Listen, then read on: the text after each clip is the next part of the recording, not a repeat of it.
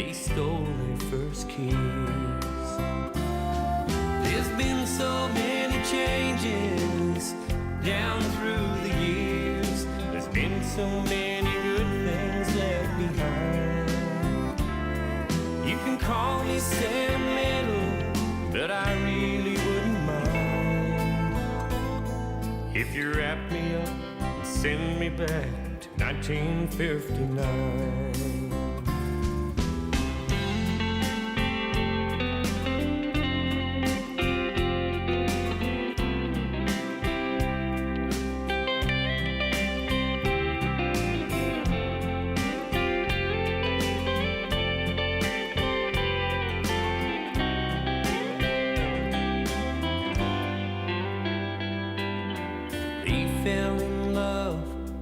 Remember the night when he nervously asked her, would you be my bride?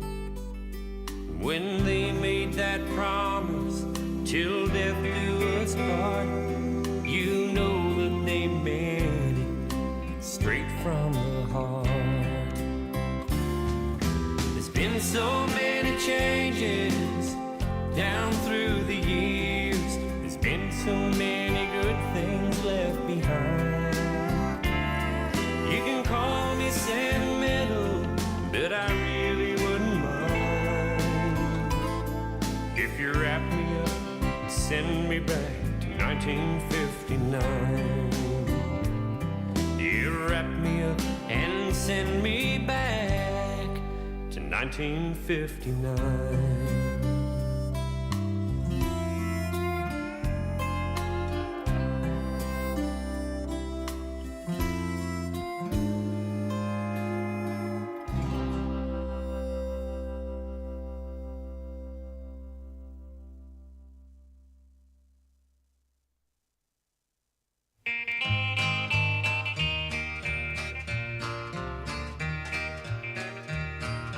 Trumby was a ringer, a good one too at that.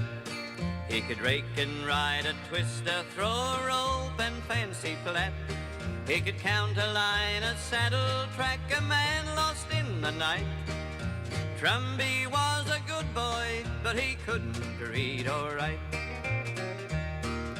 Trumby was dependable, he never took to beer. The boss admired him so much, one day made him overseer. It never went to Trumby's head, he didn't boast or skite. Trumby was a good boy, but he couldn't read or write. The drought was on the country and grass in short supply. The tanks were getting lower and the water holes near dry. Cattle started dying and relief was not in sight. To estimate the losses, Trumby couldn't read or write. He rode around the station pulling cattle from the bogs to save them being torn about by eagles, crows and dogs. He saw a notice on a tree, it wasn't there last night. Trumby tried to understand, but he couldn't read or write. On bended knee down in the mud, Trumby had a drink, swung the reins and to his horse said, we go home, I think. Tell him, boss, about the sign, him read 'em good all right. One day bosses, missus, teach him Trumby read and write. Concern was felt for Trumby, he hadn't used his bed. Next day beside that muddy hole, they found the ringer dead. And a piece of tin tied to a tree then caught the boss's eye, as he read the words of poison here and signed by Dog of Pride.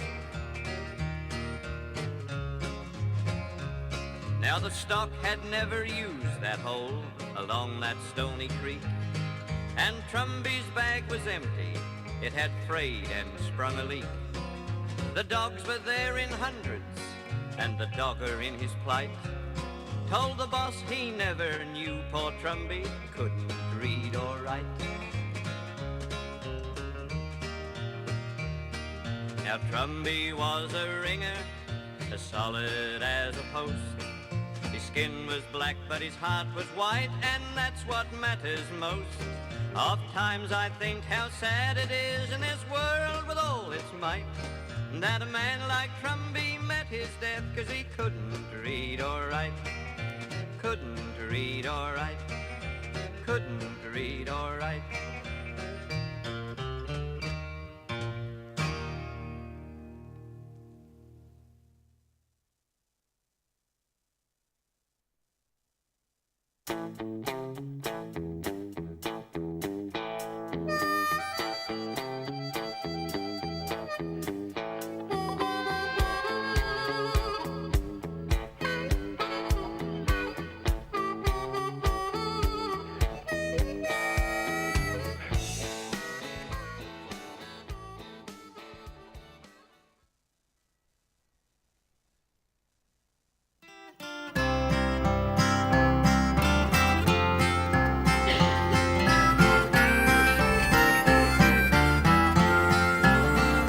Yes, he's looking kind of jaded, and his sight is not the best, and the hair around his muzzle's turning grey.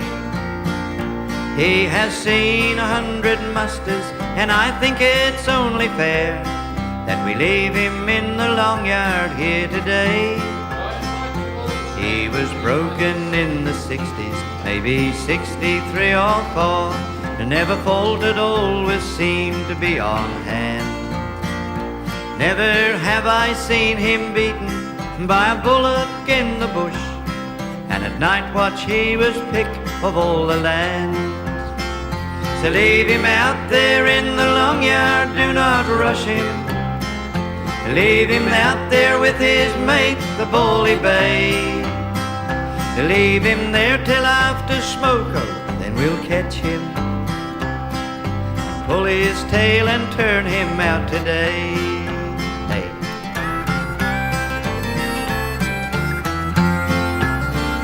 Oh yes, he's looking kind of jaded, and his sight is not the best, and the hair around his muzzle's turning grey. He has seen 100 musters, and I think it's only fair that we leave him in the long yard here today. He's entitled to some kindness in return for all he's been. Now he's failing and his step is getting slow. Let him squander his last summers by the river with his mates, in the paddock where the sweetest grasses grow. So leave him out there in the long yard, do not rush him. Leave him out there with his mate, the bully bay, with his mate that he can graze and he can laze with. Leave him there and we will turn him out today. Leave him out there in the long yard, do not rush him. Leave him out there with his mate, the bully bay, with his mate that he can graze and he can laze with. I'll leave him there and we will turn him out today. Leave him there and we will turn him out today.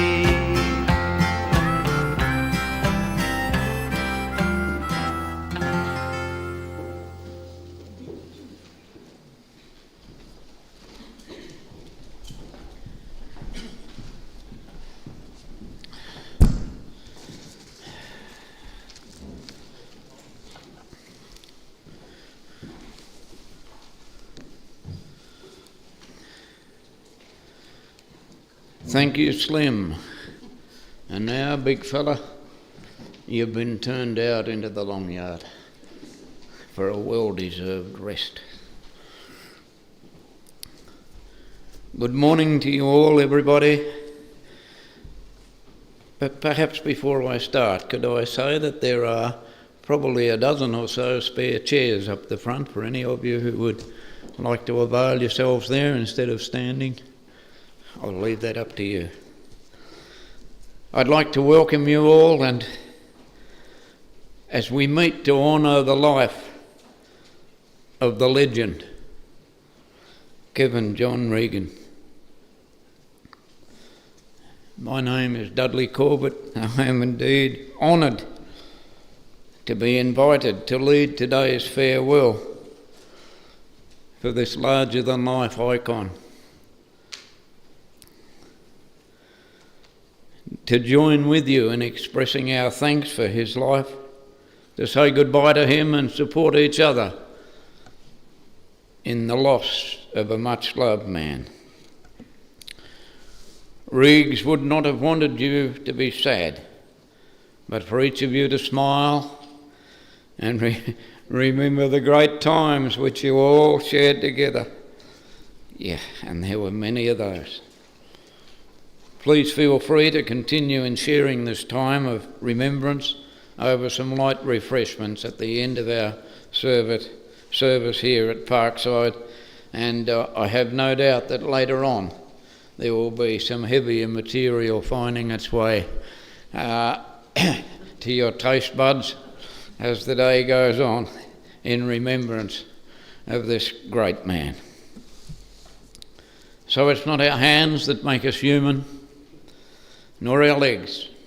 It is not the shape of our faces, nor the lustre of our hair, or the texture of our skin. We are human because of our hearts and the souls that fill those hearts. Kevin's soul was private, it was strong, it was proud. Qualities that have been passed on to you, his family. And by his example, he has shown you how to care for each other, to nurture and to support each other. And may I suggest to you as a family that you cherish this great strength that Kevin has shown you, that you honour his memory by caring for and supporting each other, to seek out and to affirm the very best in each other. Today we celebrate love and life. And the grief that we feel today is a response of that love, for if there is no love, then there is no grief. And it is a mark of our love for Kevin that we experience this great sadness at his passing. We do have some very eminent speakers to join us shortly, and I will be opening this after they have eulogised. Then I will be opening the service for any of you here today who would care to share a story or two. I know there will be many more stories later on, but I'll give you that chance to do so this morning if you would like to. We'd also like to welcome those people watching on live stream today. A lot of people can't be with us for obvious reasons, but even though they can't be with us in spirit, I know that they are with you. They can't be with us personally, then they are with us in spirit, and I know that they share your sorrow today. A few little notes here that I gleaned the other day as I sat with the family. I learnt that Kevin was born in Queenstown on the 19th of June 1946 to Chris and Maudie. His siblings, Dorothy, Albert, Olga and Frank, all deceased. He went to school in Williamsford, Rosebery and Ulverston High, sometimes. I don't think he liked the education department much, and I don't know whether the feeling was mutual or not, but there might have been a general understanding. When he left school, he was a brickies labourer, would you believe, mixing the mortar for another local icon in Bill Deverill. He worked at Kirk Sawmill.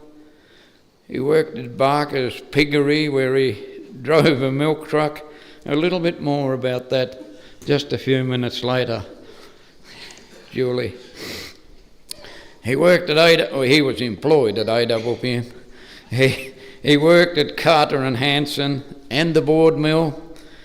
He worked for and with Ray Geary, Von Bibras, Val Dwyer. He worked with Poss Good out at the servo in Somerset. He had a lot of jobs. And he was a self-taught mechanic. He was always mechanically minded and did a great job of whatever he did there. In 1988, he built the workshop at South Road at Penguin, and it was known far and wide as Penstone Autos. In 2003 he semi-retired, and he probably worked harder when he retired than he did when he was at work, but he always had a lot of people calling to fix up little jobs and for his good advice. He worked also on the family farm at Dobson's, and did a bit of everything that farmers do there. Gardener, I said, was he a gardener? And there was an emphatic no. Wasn't a gardener. He used to put the carrot seeds in upside down, Haley told me. Had a shack for 46 years at Arthur River, Parliament House. It's a fine establishment, and there are a few people here today who would have spent time in that great establishment. He spent over 50 years at Arthur River, loved the place, he loved the surrounds, he loved the people, he loved the river, he loved to fish. He made friends so easily, and he was probably the best known man one of the best known men that the West Coast have ever seen. But getting back to the milk truck, while he was driving Barker's milk truck, he met a lovely young farmer's daughter, Julie Dobson, and their courtship blossomed in their own private limousine. It was otherwise known as Barker's milk truck. Yeah. But the continuing romance saw them married in Ulverston Methodist Church on the 11th of February 1967. And they lived at the Dobson family farm for a few months before moving into the house which Kevin built in South Road.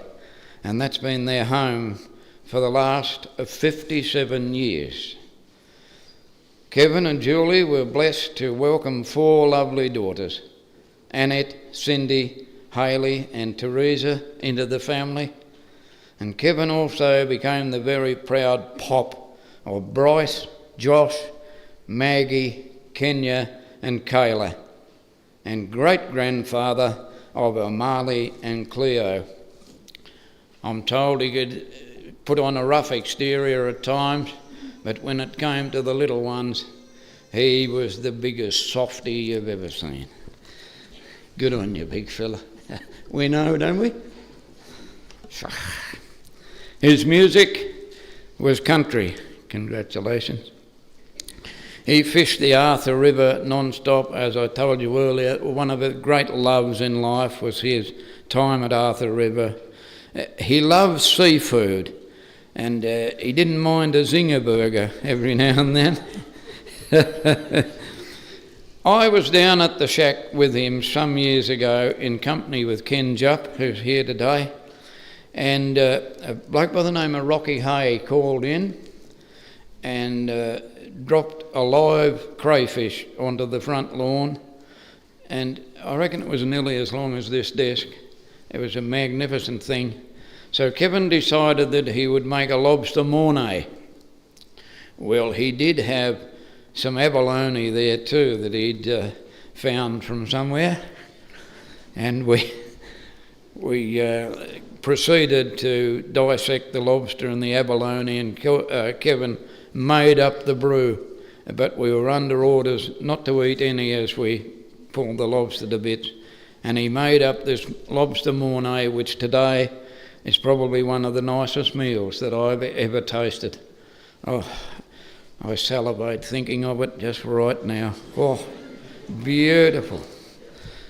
He was a Ford man, and Bathurst was a prime interest to him, and when Bathurst was on, you didn't dare cough or close the door loudly or pass wind or anything, because he would growl at you. Please, don't make a noise. He always was a Nissan. He always had a Nissan, and later on in life he proudly came home and he had a Land Rover.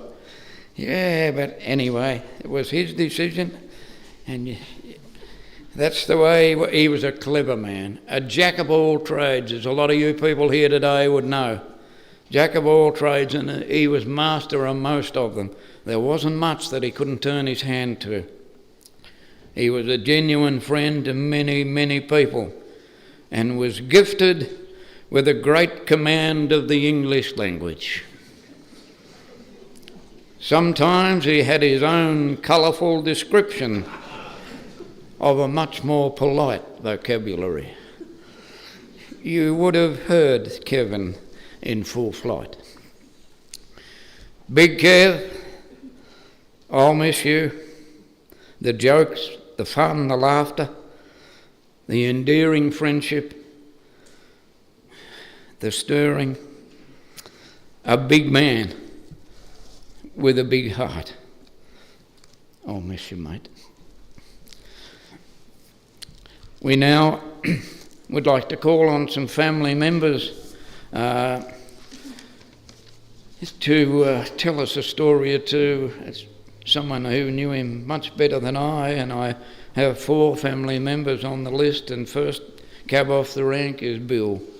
And why don't you come forward now, Bill, and share a story with us?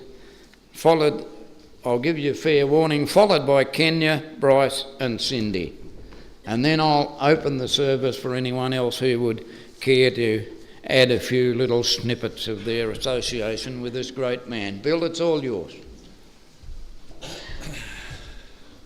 Thanks, Dudley. It's going to be a hard one to follow, that one, but we'll give it a go.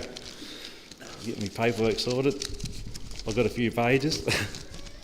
For those who don't know me, I'm Bill Broad, one of Regan's son-in-laws, even though technically I'm probably not. Although it's a wonder we never asked the question why. Although I've been in the family for the last 33 years with Hayley.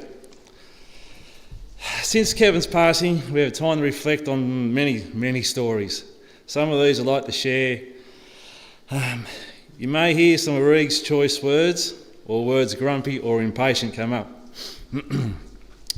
As I started to visit Hayley more often, Kevin and I found that we had a bit in common.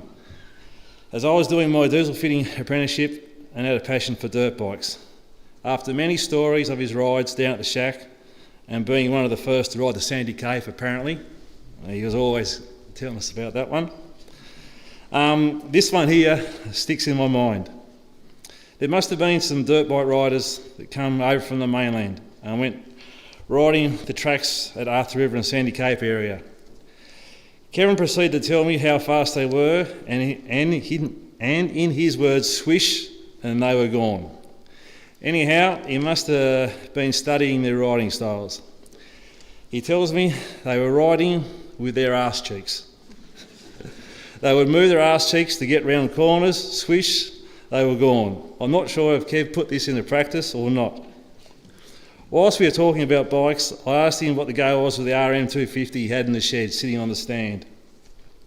So after a long story about the bike, the short version is, it bit him on the arse, he had a big crash, put a handlebar into his leg and caused a nasty hole, which he still had until this very day. As a couple of the years went on, we was allowed to drive the Nissan. Although Regan had to be sitting beside us, let's call it Kevin's driving instructions. We were told when to change gears, brake, and to when to accelerate. When we entered corners, he would say, let it float like a boat. Let it float like a boat, can you feel it? Anyhow, I must have passed as I was allowed to drive the Nissan by myself at times. As I was a mechanic too, Regan would often talk about what cars he worked on and what he thought was a good car. So apparently he thought Renaults, in particular the Renault 12s, were a good car because they were frogs built them. In other words, the French had built them. He was always talking about their engines and what he would say, if you put a little Weber carby on them, you'd make them great. Now Regan liked them that much, he had both Hayley and Teresa have one for their first car. Also, for memory, I think both Annette and Julie had one at the same time, so they had 4 Renault 12s in the family at once. I think Cindy was the odd one out, and she had a blue Volkswagen Beetle.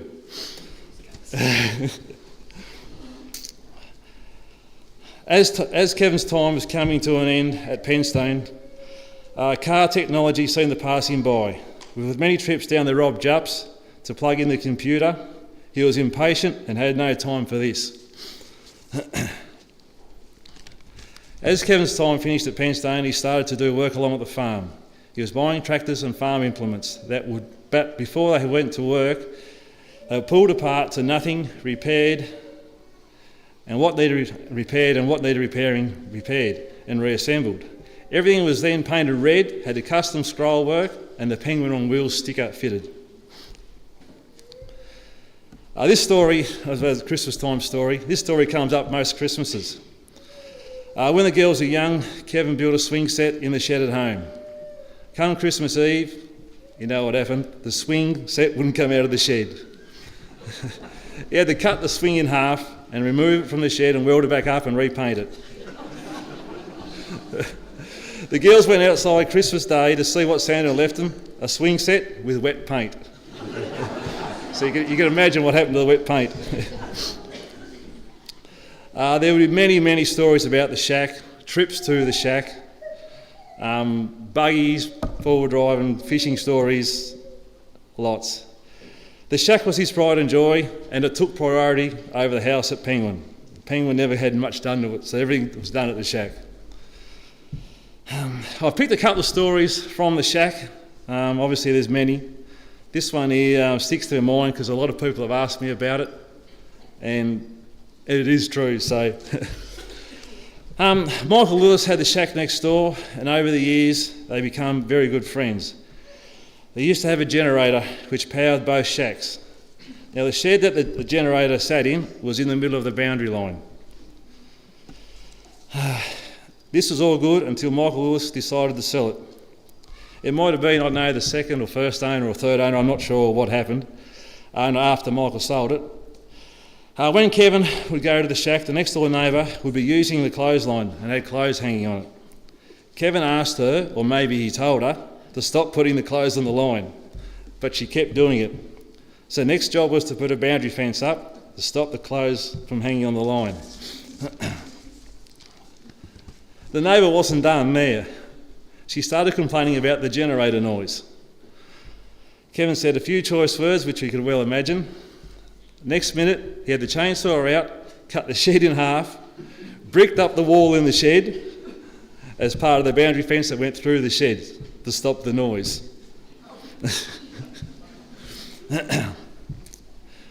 Kevin was always looking to save money or to get more value for money. He came up with a way to fill gas bottles for the shack. Regan came up to me and said, "Can you jump on Google and find me the forklift LPG fittings that they use to fill the gas cylinders with? Grab us a couple," he said. Once they arrived, he fitted them to his gas cylinders. Now he could go to the servo and fill up his own gas bottles up. He thought this was a great value because you could get a lot more gas in them. Eventually, after a couple of refills, the guys at the United Servo put a stop to it. In the last few years, Kevin had a fascination with Google, or we'll call it dut. That's when he used to push the buttons that went dut. He discovered eBay, YouTube, Gumtree, and much more. He quite often would ask, "Hey Blink, can you jump on the dut and find us such and such?" He's always looking to see what he could buy. Kevin always loved giving instructions. One that comes to mind, there's plenty of these, is how to put wood on the fire at the shack. He said, "You need to put the wood at the back of the fireplace so it doesn't smoke the shack out." "Yes, Kevin," I would say, and just nod my head. But I think every time we put wood in the fire smoked as well. Just before I finish off, I'd like to say some of Regan's sayings. Warning, these have got some of Kev's choice words in them. Highly salubrious, I think that's one from his earlier days. Full as a boarding house piss pot. Slippery as a butcher's dick. Oh, so I'm sorry, these are Kevin's words. Chinese shit. He was always crabby about Chinese shit. As cold as the wind coming off a polar bear's ass. And coming out of the linen. That was when he was pretty angry. We've had some disagreements over the years on how to do things. I'd have a new way of doing them, but Reg always wanted to do the old way, and sometimes a stubborn way. We enjoyed many a beer together and had a good laugh. Enjoy catching up with your long life shack mates. Keep spinning spanners, R.I.P. Reg.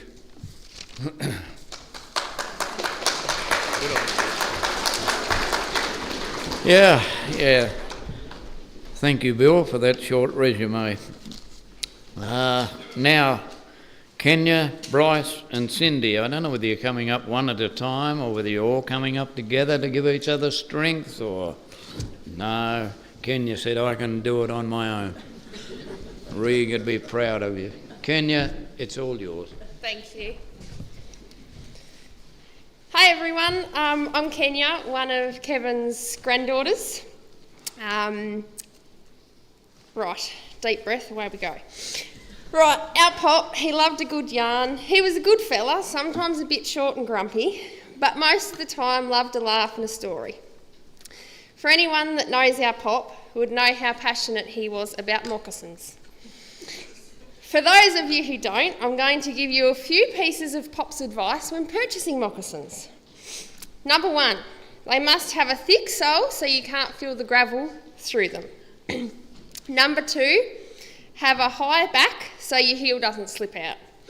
And number 3, the sole must go all the way up the back of the moccasin so they don't collapse, and there's no point buying cheap Chinese shit, you've got to buy the real deal. Simon Martin's, for anyone wondering, it's a place to go.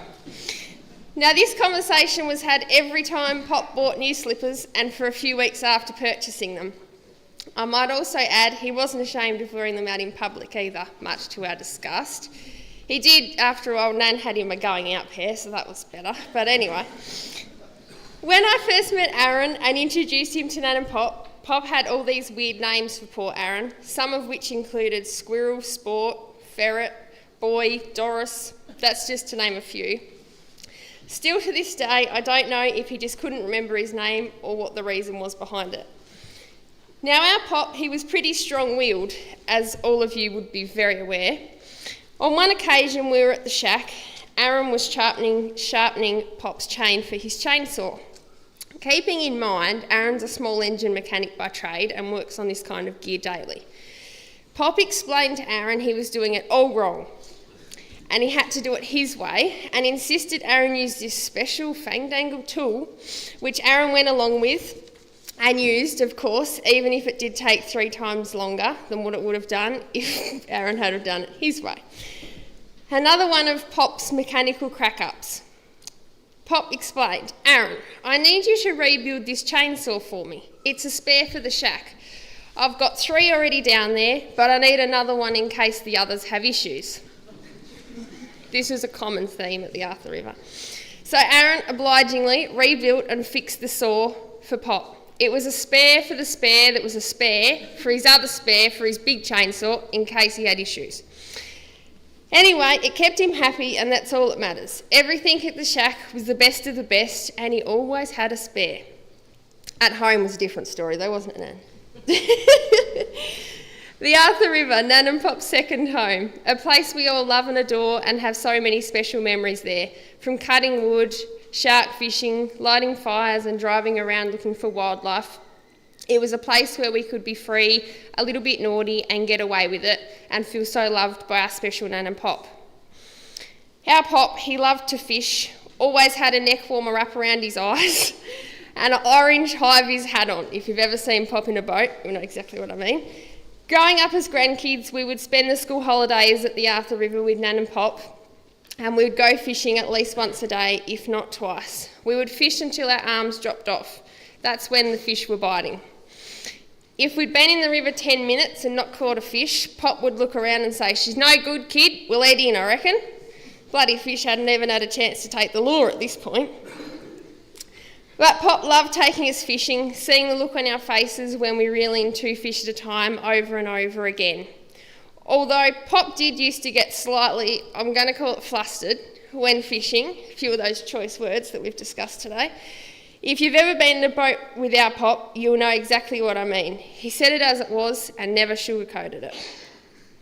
Now, over the years, we've had a few issues with mice at the Arthur River. And Pop has used many techniques to get rid of these mice, but my favourite by far is a bucket with the diving board, as Pop would call it.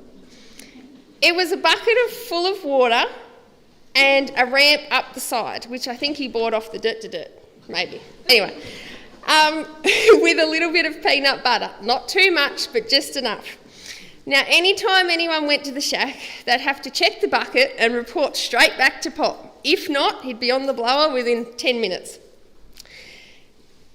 When leaving the shack, you had to replace the peanut butter if needed, but not too much, just enough. And Pop would reiterate this every time. This bucket sat as proud as punch in the 8-ball room, right at the front door, where most people probably have a nice planter or hallway cupboard. Pop had his bucket with his diving board. We always pulled the piss out of poor old Pop and his mouse bucket, and we'll continue for years to come. Anyway, the Arthur River, Pop's second home, and he loved that place so much. He used to get down there as often as he could, sit in front of that big open fire in his recliner, eggs and bacon for breakfast, fresh fish for lunch, and a roast on the campfire, or in more recent years on the Weber, for tea. He used to say, "Bloke eats like a king down here," and he loved every minute of it. Thank you, Pop, for giving us all the opportunity to experience life down west, a life most could only dream of, hooning around and learning to drive in little Suzukis on the beach, fishing and running amok. We will forever be grateful. Until we meet again, Pop, don't worry, we'll look after Nan, keep her on her toes as usual, rock into your house at any hour and go straight to that lolly cupboard for a snack. You just won't be growling at us this time. And Azza and I will continue working on our little farm and doing you proud. To our Nan. You are bloody 1 in a million, Nan. The strength you've shown over the last few months is nothing short of amazing. If I could be half the woman you are, I'd be pretty chuffed.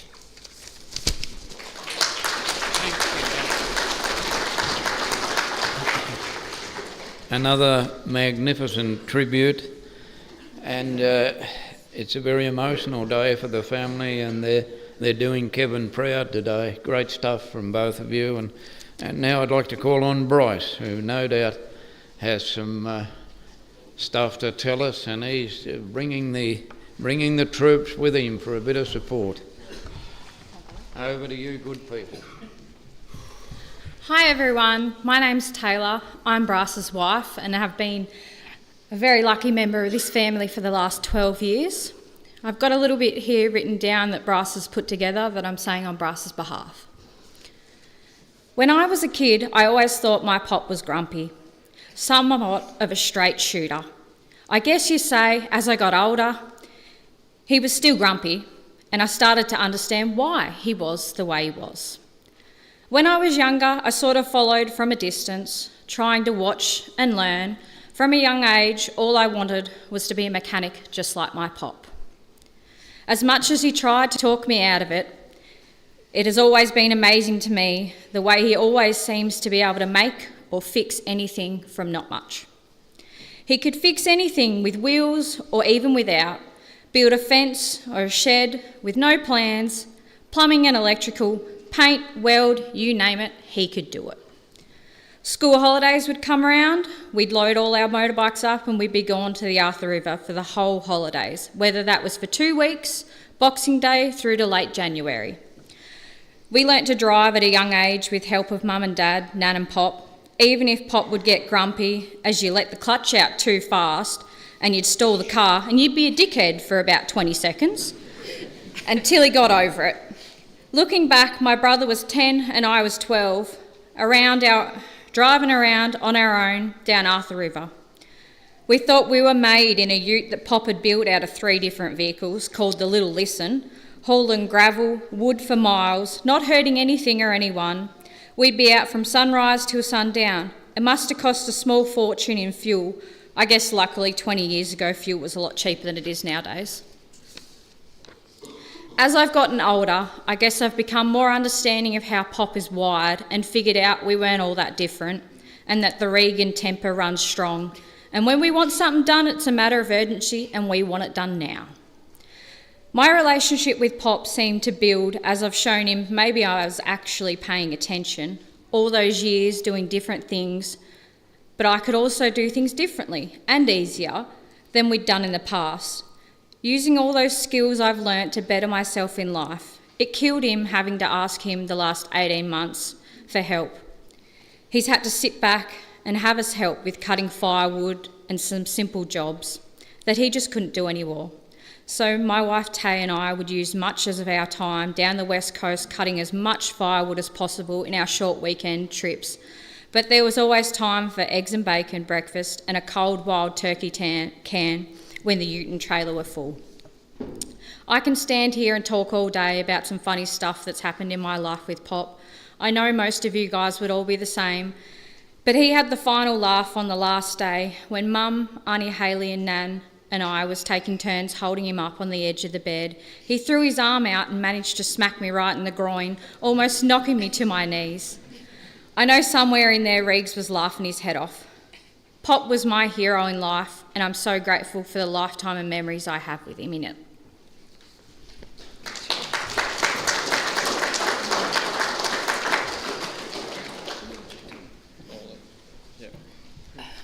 Hi, sorry.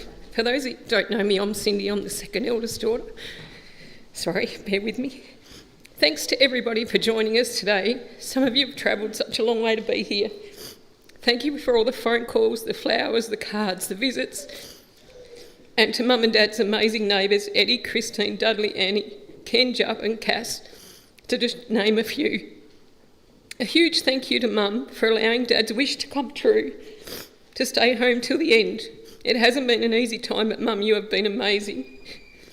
My dad, Kevin John Regan, or Reg as he was known to most of you. Sorry. Dad was the toughest man I've ever known, but even he wasn't strong enough to beat cancer. I've always thought my dad was 10 foot tall and bulletproof. He has been that way all my life. It would be nothing to walk into the shed and there he would be with an electric grinder sanding rough bits off his heels. Another day I walked in and he was heating up a nail to burn a lump off his chest, and I said to him, Dad, maybe you should get a doctor to check that. His answer, nah kid, she'll be right, that will sort her. We had the best childhood any kid could ever wish for. Mum and Dad never had a lot of money, but we never went without. Dad could build or fix anything, including motorbikes, cars and houses.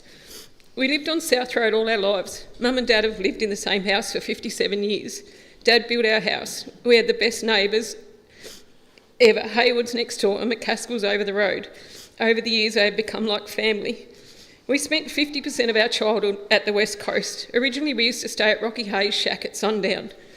Then we stopped at Uncle Val and Auntie Rhonda Dwyer's shack at Cooter Rocks until 1979 when Mum and Dad bought their own block at the Arthur River in Airy Street, where Dad would build his pride and joy, Parliament House, RCT, Regs Capital Territory. Mum was working afternoon shift at Edgells back then, so I would quite often go to the shack with Dad on my own, which was such a novelty to have Dad all to yourself. Dad always owned a Falcon ute and would be listening to Slim Dusty, Charlie Pride or Boxcar Willie. One day I decided to switch it up a bit and put my tape in that I'd recorded off the radio. Dad listened to one song, looked at me and said, "What is that shit?" With that, he ejected the tape and hurled it out the window. We continued to listen to Slim Dusty. One weekend we were coming into Smith and it was a dreadful night in the middle of winter. A rock from a truck smashed our windscreen. Luckily Dad had a mate that lived in Smithton, Mr Green, who gave us some plastic to cover the windscreen. My job was to hold the plastic up so Dad could see the road. It hailed, it rained, it blew, and by the time we got to the shack my hands were frozen solid. We still laughed about that to this day. Because there were 6 in our family, we couldn't all fit in Dad's ute to go down the west, so Annette and I would travel in the back of the ute. Mum would... We did that for years. The 2 younger girls couldn't wait to be old enough to ride in the back, but by the time they were old enough, you wasn't allowed to do it anymore. You probably weren't when we did it, but it didn't stop us, and we loved every minute of it. Quite often we would have to stop at the Marrawar pub on the way just for one beer with some of Dad's mates, but because Dad knew everybody, it would lead to quite a few. All our family friends ended up with shacks in Airy Street, so trips to the river were never lonely. Uncle Boy, Auntie Josie, Shane, Troy were on the top of the hill. Barry, Diane, Lisa and Dwayne Richardson and the Lunson family, Dump and Maud were all over the hill and the cowards across the road. We met our next door neighbour, the Lillises, and over the years Dad and Michael became great mates. All of us kids grew up together, riding motorbikes, swimming in the river. We had a ball. Dad built us a fiberglass beach buggy with aeroplane tyres on it. It was unstoppable in the sand. So that's what we learnt to drive in. Playing on the beach or out in the dunes. Later on, Dad bought his Quintrex boat. We spent hours fishing, or we would con Dad into taking us kneeboarding in the river. Over the years, Dad lost a lot of his dear friends. A poor Uncle Boy, Dump, and all he'd ever wanted to do was retire and go and play at the shack, but sadly this wasn't to be. One day years ago, we went to the Ulverston water slide, and Dad decided he would come and watch. So we headed off with Dad in his cowboy hat and his lambswool slips. And anyone that knew Dad would know he didn't care about appearances. So here he is sitting at the bottom of the water slide. We were halfway up the ladder and all of a sudden we could hear Dad laughing. When we came off the slide, he explained that an older lady had come down the water slide with a bikini on. And as she hit the water, her bikini top became unlodged and Dad was explaining her boobs were like wet socks. It cracked him up, and if you've ever heard my dad laugh, you could hear him all over Ulverston, that poor lady. When Dad started to deteriorate, I walked in one Sunday morning and said, "Dad, how about we go to Sulphur Creek and get a cherry ice cream?" He said, "I'll tell you what I really feel like, an ice cream from Van Diemen's at Christmas Hills." So Dad and I headed off on a little adventure and got him his rum and raisin ice cream. He told me it was the best ice cream he'd ever eaten.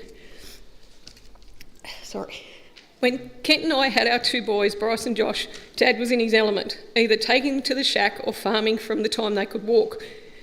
They had to have a little nail bag and a hammer. They spent so many hours with you, they would come home from farming and all you could see was their eyes and teeth. They would be covered in soot and Dad would laugh and say, "Oh, they'll need a tub, we've been busy burning blackberries." You taught the boys so very much and they adored you as you did them. Grandkids brought out the big softie in you. Dad, the time you and I got to spend together in the last 5 months has been so very precious to me. I'm unsure how I move forward without you. You were my rock. My heart is broken in two. We knew it was going to happen, but you could never prepare ourselves for how much it would hurt. But I can hear you up there saying, "Harden up, kid. Pull them big girl pants up and tighten your elastic." Well, the elastic's that tight, Dad, it's choking me. Please behave yourself up there because I know there are so many of our loved ones up there waiting for you and it would be a big party happening, I reckon. Rest easy now, mate. No more pain and I will love and miss you forever. Thank you.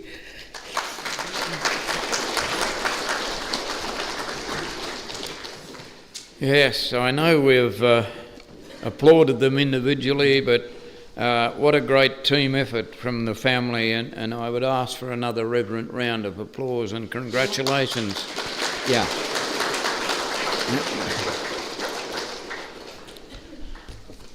I have a couple of little notes here that I'd like to share with you. Julie and family would like to thank all their beautiful friends and family for all the lovely phone calls and messages, food and flowers over the past couple of weeks. And another one, I would like to thank my family and friends for all you did to help me to keep Kevin's wishes to stay at home. I couldn't have done it without you all. Thank you from Julie. And of course, the family have already said thanks to Julie, but everybody concerned who has been connected with the family for the last few months would know what a most amazing job that Julie has done. She's kept the family together. She's looked after the love of her life without complaint. And Julie, you, to the family, you are an angel. And I know to Kev that you are an angel as well. So thank you so much. And thank you to everybody concerned there. I'd now like to open the service, as I said before, for anyone who has a short story to tell us before we move on to some family pictures that you'll get a smile out of. So is there anybody who would like to share a story now? Over there, sir.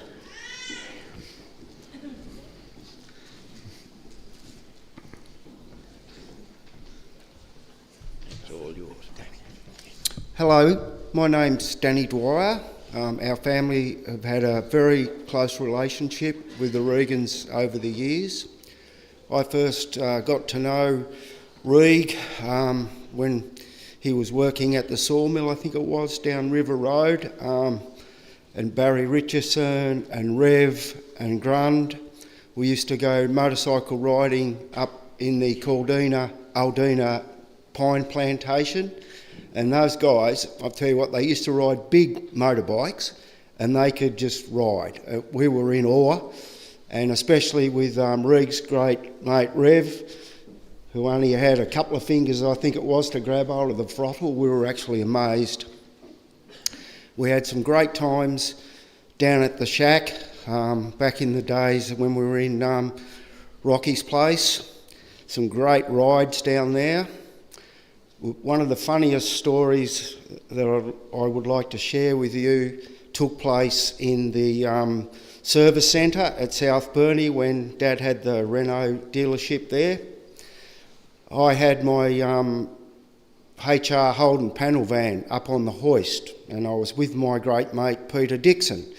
Now, unfortunately, Dicko's second name was Gurnhill, so Reg always called him, "What are you up to, Gurnhill?" Gave him, and Dicko was sort of...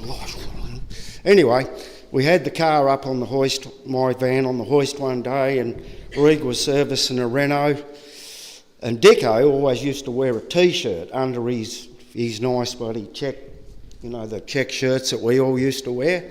So Dicko had taken off this new bloody shirt that he had, and he'd hung it on the hoist.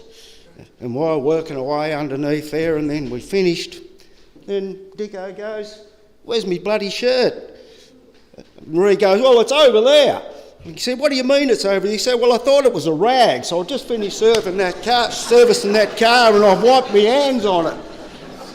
And he said, "Bloody oath, Gurney, you're useless." And he just come out in that big roar. Someone mentioned a minute ago about his laugh, and it was just so infectious. He was just such an infectious person to know.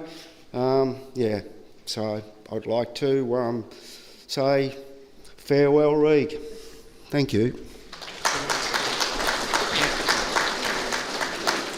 Thank you, Mr. Dwyer. Do we have anybody else? Just before I ask you again, just harking back to the water slide episode, I have warned my grandmother not to bother going on it again.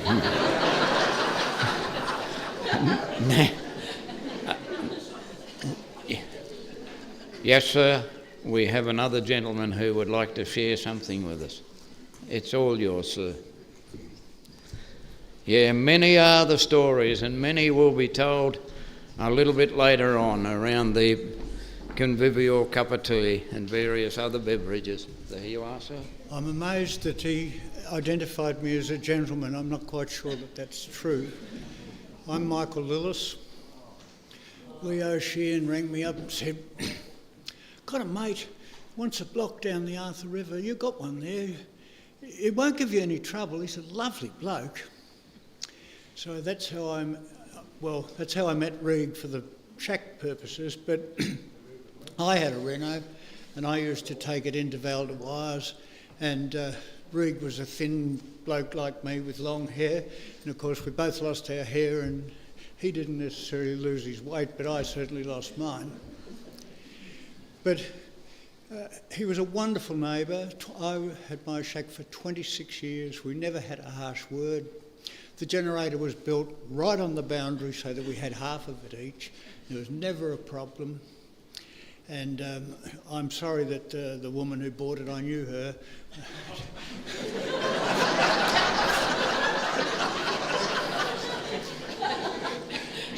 So I knew he was in for trouble.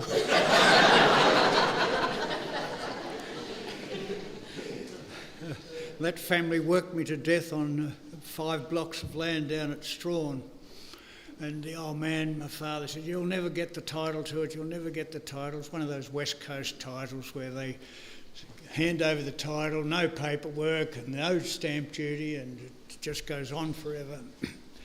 Anyway, I eventually got it to an appropriate stage, and the solicitor was complaining about my bill, and I said, "Well, you just tell your client to pay me what her conscience dictates." And joy, oh joy, she paid every cent, but not the daughter. Anyway, one fishing trip, we're down on the beach, it was Christmas. I'd bought myself a lovely fishing reel, paid for it on bank card. Reg got this monstrous shark and needed help to pull it in, so I left my rod and unpaid reel and went to help him land this big shark, and he said, "Lil, you better check your rod." And of course I went back and my rod was gone. I'd caught a shark too. So Julie often teased me about, you didn't even pay for your reel, it was on bank card. So they were like sandwiches, you kept getting a serve of them. And one Christmas I bought this lovely big bottle of Johnny Walker, and I thought, this will last me 18 months or so, it'll be right, I'll just hide it away in the shack. Anyway, Jim Bennett came down. Jim Bennett built the house just across the road here. He'd been a friend of mine at boarding school. He stuck up for me when I was just a wee little nipper, and he nearly drove me mad later on in life, but he found the whiskey, and he found the coke, and Reg found the whiskey, and Reg found the coke, and they sat in my shed and they demolished that bottle of whiskey. So I reminded him of it the other day because fortunately I've been ringing up, I'm in Brisbane now, I've been ringing up regularly, and he'll be ringing me, very stoic, reporting all the medical conditions, tough as nails. Obviously it was all bad news, but tough as nails, and incredibly strong. And so I said, "Yeah, you remember that bottle of whiskey?" She said, "Yes." I said, "I thought that would last me 15 months. He said, "Oh, I thought it was Jimmy's, so that's why I helped drink it." "I didn't realise it was yours. I'm sorry, Lil." Well, I got an old Land Rover long before him, and it needed repairs, so and mechanics up in Brisbane are incredibly incompetent and expensive, so I flew Reg up to help with repairs of the Land Rover, which we then drove to Ayers Rock and back without a problem. And one of the sayings that he shared up there was, "It's as steep as a billy goat's forehead." Well, there are people in Brisbane who still refer to Reg about being as steep as a billy goat's forehead. So he left Mirth up north and here, and I'm sure he would want to say, "Celebrate my life, please." His last words to me were, "It is what it is, Lil." So that's how strong he was. Thank you. Thank you. Thank you very much, Michael. Yes, and steep as a billy goat's forehead. Yeah. It must have been all uphill down there. Is there anybody else who has a story before we move on to the pictures?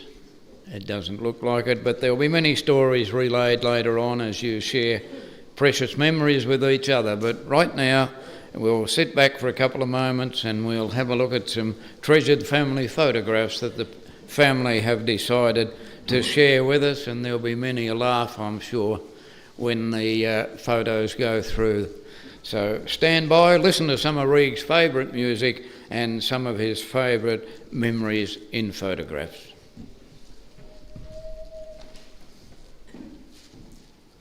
Oh, Danny boy.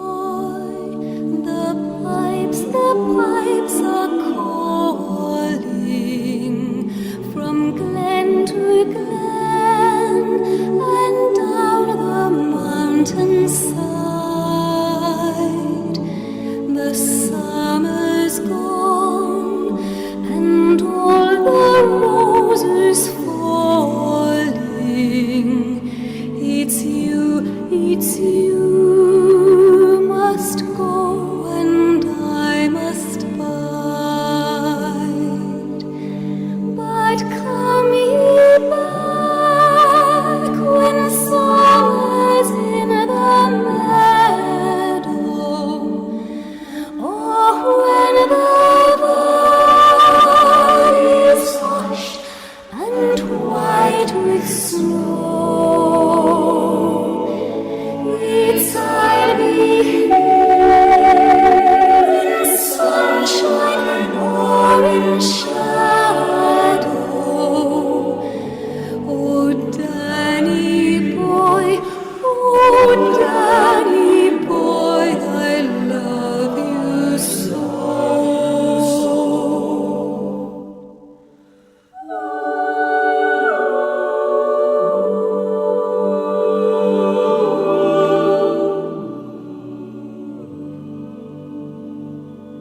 But when ye come and all the flowers are dying, if I am dead, as dead I well may be, you come and find the place where I am lying, and kneel and say an Ave there for me, and I shall hear more soft you tread above me, and all my grave will warmer, sweeter be. For you will bend and tell me that you love me, and I shall sleep in peace until you come to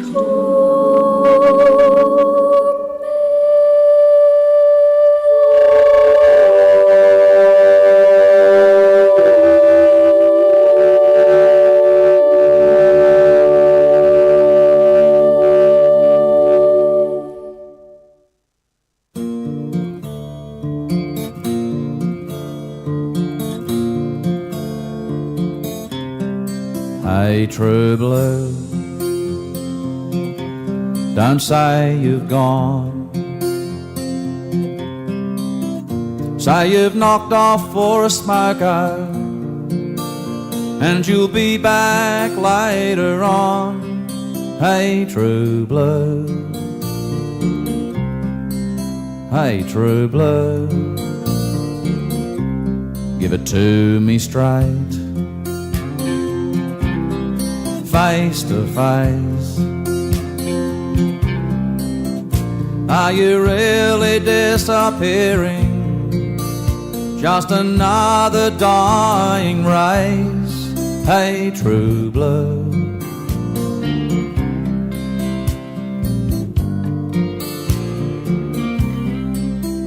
true blue, is it me and you? Is it mom and dad? Is it a cockatoo?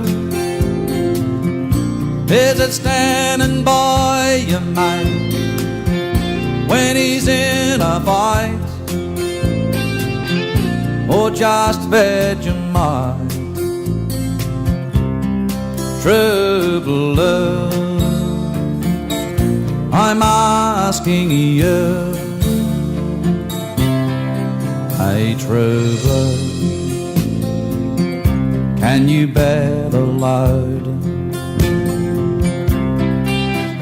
Will you tie it up with wire just to keep the show on the road? Hey, true blue. Hey, true blue. Now be fair dinkum. Is your heart still there? If they sell us out like sponge cake, do you really care? Hey, true blue.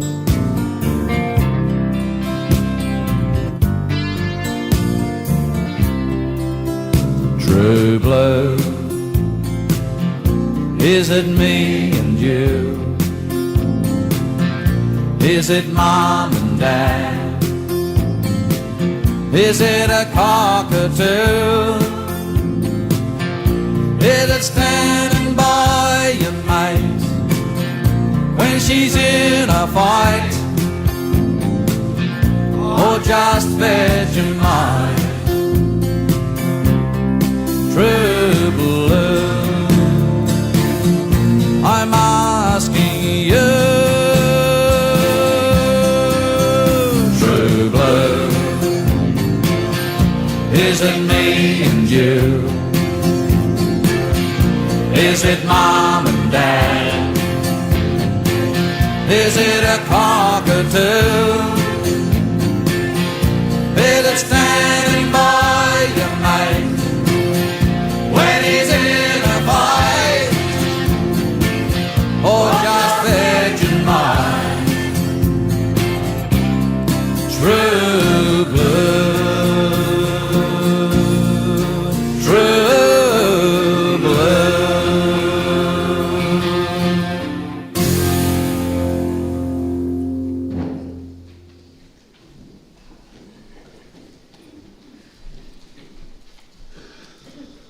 Thank you to the family for sharing those treasured memories and great memories of a great bloke.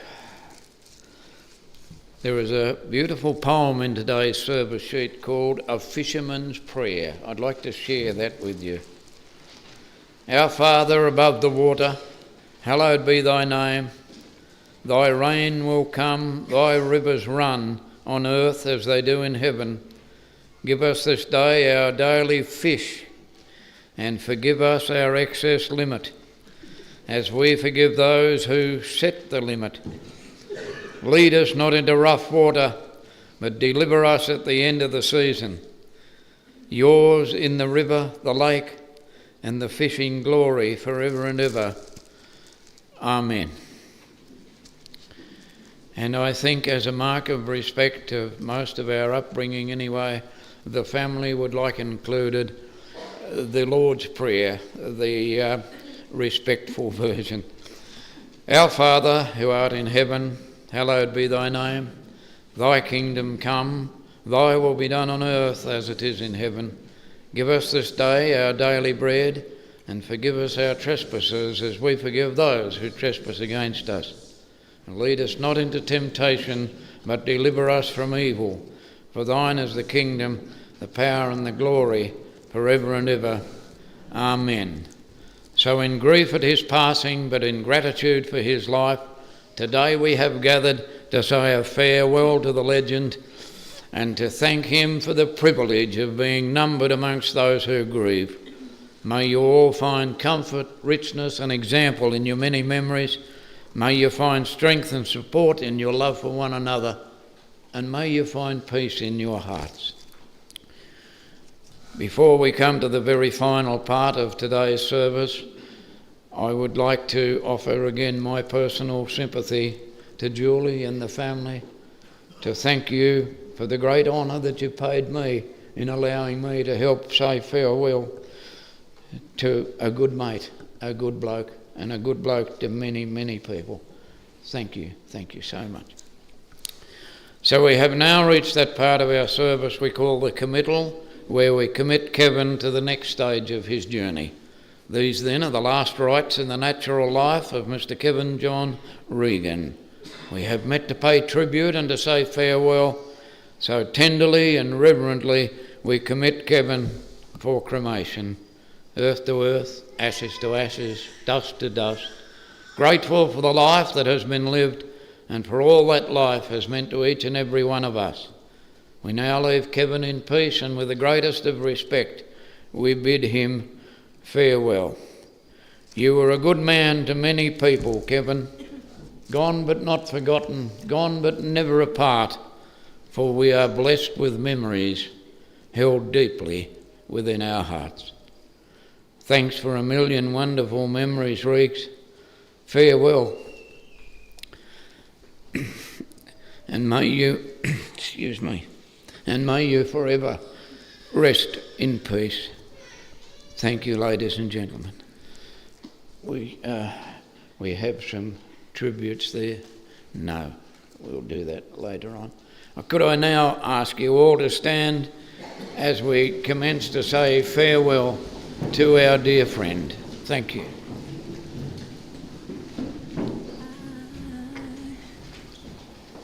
Should stay, I would only be in your way, so I'll go, but I know I'll think of you every step of the way.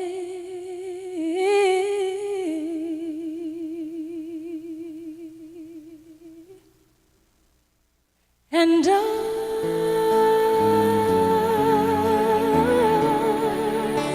will always love you. I will always love you.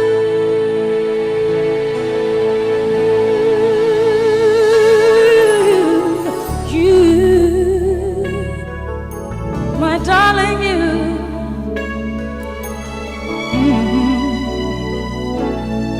Bittersweet memories, that is all I'm taking with me. So goodbye, please don't cry. We both know I'm not what you need.